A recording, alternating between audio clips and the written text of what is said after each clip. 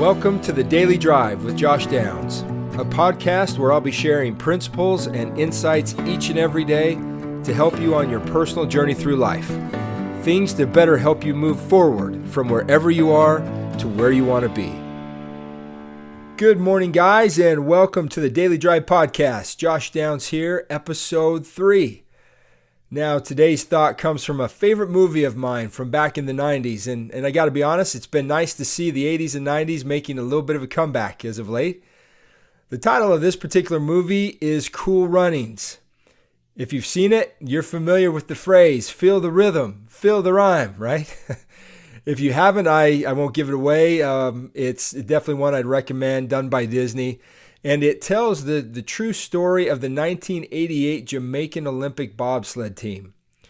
Now, in the story, the Jamaican team enlists the training help of a coach who was actually a former bobsledding gold medalist himself, but had been caught cheating at the next Olympics and was banned from ever competing personally again.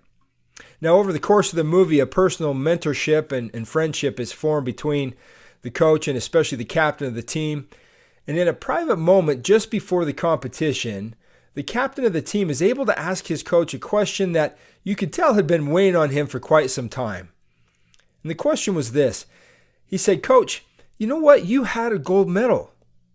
You had it all. Why did you feel like you had to cheat to win another one?" To which his coach replied, and here's the message. He said, "You know, a gold medal is a wonderful thing. But if you're not enough without it, you'll never be enough with it."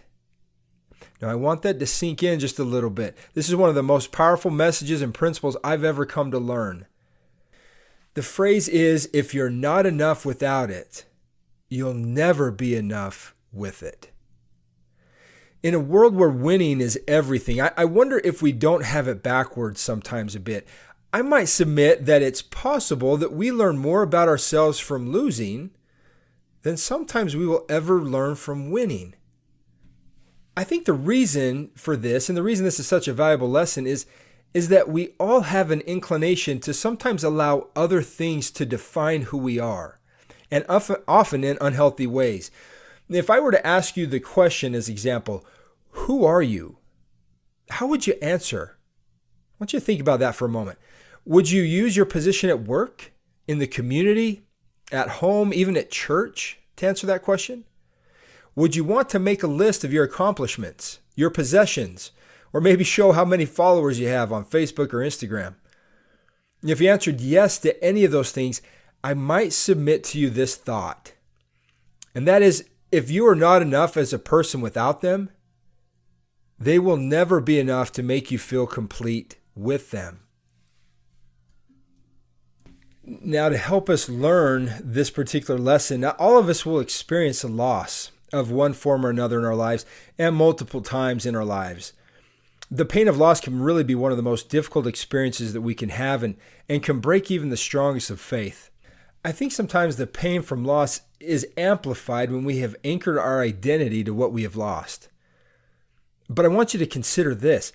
Maybe loss is actually God's way of preparing us for more. Have you ever thought about that? My message is this. God has in mind to give us all more than we can possibly fathom. It's recorded in Scripture that eye hath not seen, nor ear heard, neither have entered into the heart of man the things which God hath prepared for them that love him. And I don't know about you, but I can think of some pretty amazing things that can enter into my heart and mind when it comes to what God has in store for us. But he, in essence, is telling us that even the best of what we can imagine hasn't even begun to scratch the surface of what he has for us. The irony, however, is that I believe we will only be ready for all that God has for us when we have learned to be enough without it.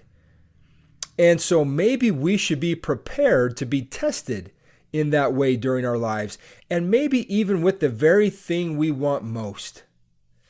After all, Abraham was only ready to be granted a posterity as numberless as the stars in the sky when he was willing to give up his only son. David was only truly ready to face Goliath when he was able and willing to put down the weapons and armor that the world had given him and give the battle to God. Joseph, as another example, wasn't ready and able to use his power to save his family and all of Egypt until after he had submitted his power to the years of powerlessness in the prison and the pit. And always is the perfect example, Jesus Christ, the God of heaven and earth, the creator of the universe, a being with the power to create or destroy whatever he wanted, came down to this earth in a manger, born of a carpenter, being announced to and by shepherds, and submissive to his Father's will at all times and in all things. God has said clearly in word and by example that he who exalts himself shall be abased, and he that humbles himself shall be exalted. Or he's put it in even a simpler way by saying the first shall be last, and the last shall be first. That he who seeks to save his life shall lose it, while he that seeks to lose his life shall find it. The challenge for us is that we live in a world where it is natural to desire everything. It's natural to want to be the first or to be the best, and we often measure that by success or by power or by beauty. It's natural to want money, relationships, popularity, acceptance. However, when any of these things come too fast or in the wrong way, we have a well-documented history of abusing these things in a way that is harmful to either ourselves, others, or both. So is my message to try to lose at everything? No. But there is a difference between winners and losers who talk trash about each other after a competition, and winners and losers who come together at midfield to pray together, as I watch Boise State and BYU do after a football game. The challenge really is then for us to not to allow any of these things to define who we are. There is a difference between how a humble, loving person uses wealth and how an arrogant, self-serving person uses wealth, right? There's a difference between how a selfish person uses their position and power to keep others down and how a humble person uses their position and power to raise others up. There's a difference in a relationship where insecurity and unhealthy dependency abound and a relationship where both are secure enough in themselves to support each other in becoming the best individuals they can be. There's a difference between someone who loves having followers and one whose followers genuinely love them. I point this out because I would have you consider the next time you experience loss or unfilled desires, or maybe even experience success and realize dreams. Maybe we should look at these things more as an opportunity than as a punishment or even a blessing.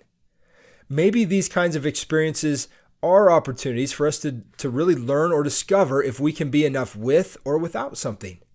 So that when the day comes, whether in this life or the next, that all dreams are realized and there's no more loss and God is ready to give you more than you can possibly fathom, that you'll be ready for it as God would have you to be.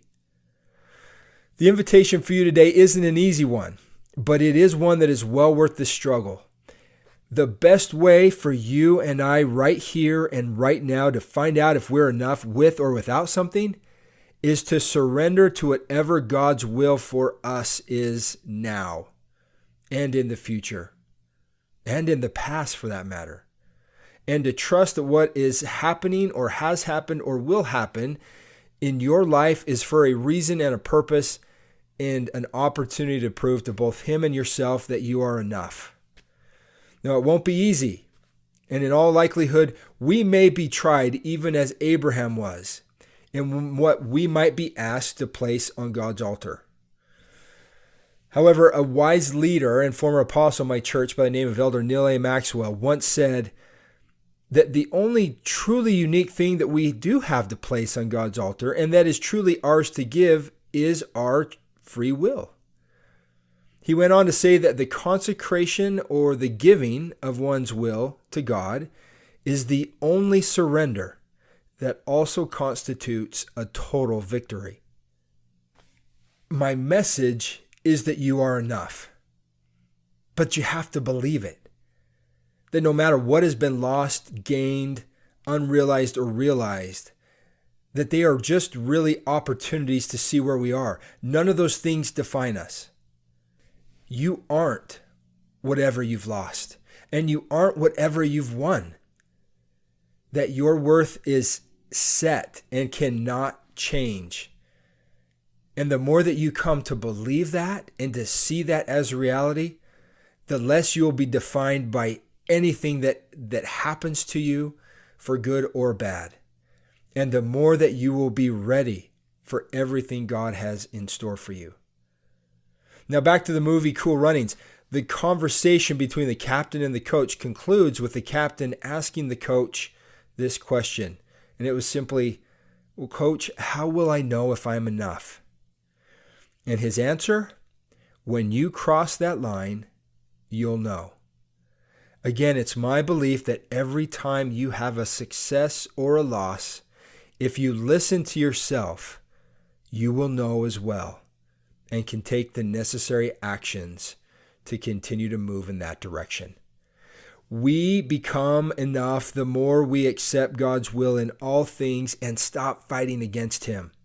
Now, I don't mean to minimize any struggles that you're going through. I know some of you are really struggling out there with things that have happened or things that have gone unrealized. But you also have no idea how big of a step you can take today, right now, in your journey of being ready for all that God has in store for you by simply accepting and even being grateful for where you are. Because just as we started this podcast, if you're enough without it, you certainly will be enough with it. So be enough. Thanks, guys. Again, if you like what you've heard, subscribe to this podcast. If you know any friends, family members, acquaintances of any kind that you feel can benefit from these kinds of thoughts, principles, and experiences, please don't hesitate to share this with them. Let's build this up and just continue to make a difference for good in this world of ours. God bless and have a great day.